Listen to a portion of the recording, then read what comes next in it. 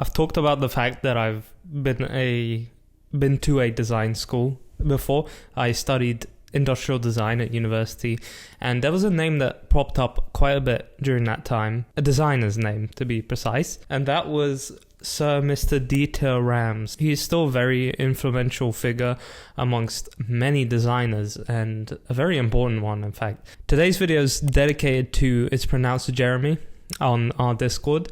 He came up with this awesome idea to talk about how design how we could use design principles to influence our art.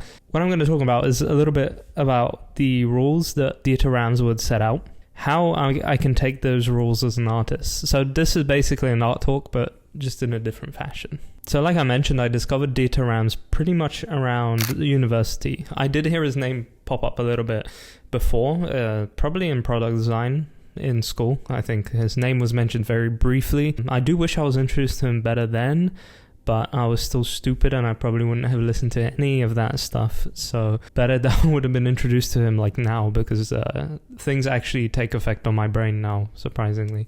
So the university is when his name really bloomed. We would introduce to him as on our lectures and introduced to the 10 principles of design, which he goes by. We were taught a lot about certain designers, but his name really stood out to me the most, as well as obviously Apple, despite some of their design. Johnny Ive, the great designer that was at Apple, he would copy a lot of, influence. He would take parts of Dieter Rams' design and implement it into his design at Apple, which is a beautiful way of doing it, in my opinion. It's like a homage to Dieter Rams in acknowledging how beautiful his designs were, such as maybe the calculator. You've probably seen the calculator app on the iPhone and everything. You can tell that those have influence from earlier generations of brawn calculators, which were designed by Dieter Rams himself. Things like the iMac were taken from like a design there too. The radio, there was a radio that inspired the design of an iPod. I believe those are all the ones that I saw. His designs were so influential that they're carried on, and people look at them now as staples of design. So he was a very influential figure, and it's kind of sad to see nowadays. I think with all his beautiful designs that are out there, things aren't taken into account like that anymore. I think design's kind of going backwards, if anything. Sure, we have these amazing things, and it's funny how humans invented AI to do like creative jobs for us, but they created AI to free us from creativity, which is like the beautiful thing that humans can do. Like we can be creative and we can express ourselves creatively, but we're designing that sort of stuff now. Anyway, let's have a look at the 10 designs, the principles of designs. I've got them written down. I know a couple of them off by heart, but they are something that I'm going to try and put more into my life and art in general. And those are: good design is honest, good design is aesthetic, good design is long-lasting, good design is thorough down to the last detail, like the very last detail. Good design is innovative. Good design makes a product useful, as well as good design makes a product understandable. Good design is unobtrusive. Good design is environmentally friendly. Good design is as little design as possible. Now can we apply these to art? I think we can. Maybe not all of them, but I think we can very much apply these to art in many different ways. And another question is, should we apply them to art? Maybe art should be something that's completely like free of any rules. It's obviously not. We need to follow things to get the understanding of it. We can break rules, but we should follow fundamentals and all those sort of things. Although I think pretty much all of these are important for an artist. Here are the ones that I think stand out the most. Good design is honest. Is your painting true to what it's trying to tell the viewer? Like, does that make sense? What does your painting tell your viewer? I feel like that we can link to that. Does your painting, drawing have something behind it, some sort of message, meaning, anything? Or is it just there? Does this character you're designing, what's its purpose? So good design should be honest. So good art should also be honest. It should have something to it. Maybe you're drawing a beautiful portrait, which is going to portray the beauty of like the woman you're painting, or the beauty of the dog that you're painting for your grandmother because she asked you 50 million times and you finally said yes. So what is your painting telling people. It's what we can take out of this lesson. And I think that's a very important one. I'm trying to put a lot more meaning behind things I do. This behind me is a new oil painting that I'm doing. This is more of a study, so I guess the meaning of the study is to learn how to paint. So there's still meaning behind it. I know you can search for meaning in everything. The meaning of this random doodle of a face I did was because I'm bored, but that's not what I mean. I mean, what's the goal of this?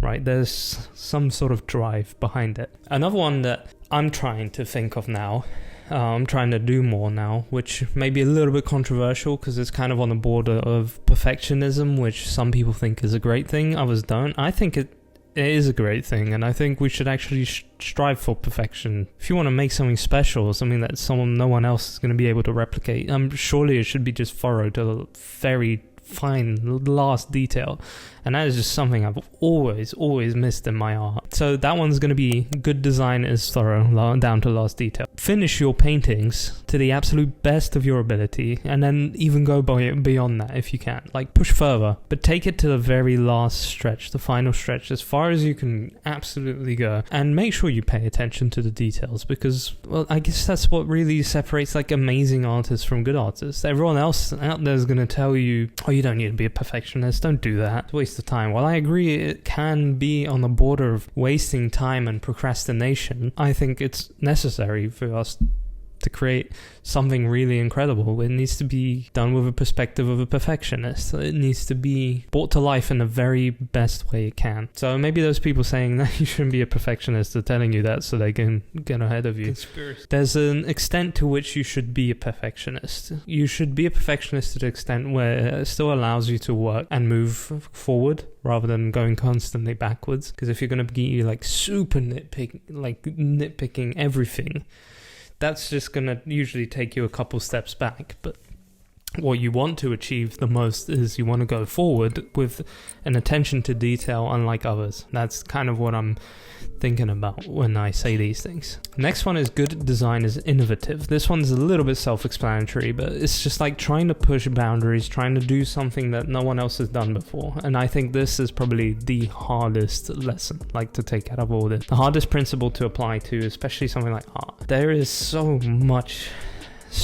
out there. It is very, very hard to be unique. That's why it's the most important one, because when you achieve that unique look, feel, and that style that's tied to you, that's you winning. That's you actually getting something, and that's you going forward and achieving something. So there is a reason to it. It's telling us to think about something more than just surface level. Like, try and think about it. Hey, maybe this painting is going to be unlike any other one that I've done. Maybe this could be the innovation to you. It could be just that like higher level of work and high level of detail. That's you being innovative within yourself, right? There's kind of like two different bits of innovation. So you're trying to push these boundaries and create something special, and that's how like these popular, amazing artists are born. They have something of their own. Good art guides the viewer to where it needs to. That's a translation of good design makes a product understandable. So what I mean by that is using the art fundamentals that we need to guide people towards where you want them looking. So using composition tools, using contrast, using symmetry, using shape design, everything like that, patterns, repetition, all of these factors of art, using those to make sure your viewer is looking exactly where you want them to be looking. And that's what makes your product understandable. So there's a scene of someone holding someone. There's a painting. Is it Ivan the Terrible? Hold on, I need to search this up now. Ivan the Terrible and his son Ivan. I saw this painting recently. I think it showed up on my phone somewhere, and it is beautiful in every way, shape or form. It's incredible. The composition of it, use of contrast, lighting, everything brings your eye directly where it needs to go. That is good design. That is a painting designed to bring forward an emotion and do it through showing you what's going on. And I bet when that painter was making it, he knew exactly where you'd be looking. Another one, good design is as little design as possible. This one is kind of hard because it depends on your style, but I am a big fan of simplicity, because the thing is, simple things are really hard to do because they work. The simpler, usually the designs, when you see, and they're very simple, but they do something very, very well. That is the hardest product to achieve. It's so easy to overcomplicate something, to over-engineer something, and then charge people a stupid amount of money for it. But trying to get your message, your feeling across in your painting in the simplest way possible, I think that's what this is talking to us about. This is what we need. As little design as possible, as little art as possible. So no complicated backgrounds with multiple buildings and everything, because then that also ties into the previous point. Your viewer is not going to be looking at the eyes of the person who you're trying to show. They're going to be looking at, why is there cluster buildings in that background? The viewer doesn't know where to look. So as little design as possible, as little elements as possible. I don't know if I talked about it, but good design is aesthetic. That's very self-explanatory. So your work done to a beautiful standard. That's what that means. And that kind of ties in with the previous ones that I talked about, like being thorough down to the last detail. It's kind of in the same category as that. And lastly, I think the one that ties in the most out of the rest is good design is long lasting. Good painting will last for a long time. It won't just be some sketch you threw on Instagram and someone saw it, was like, wow, that's a cool sketch. A good piece of art is long lasting.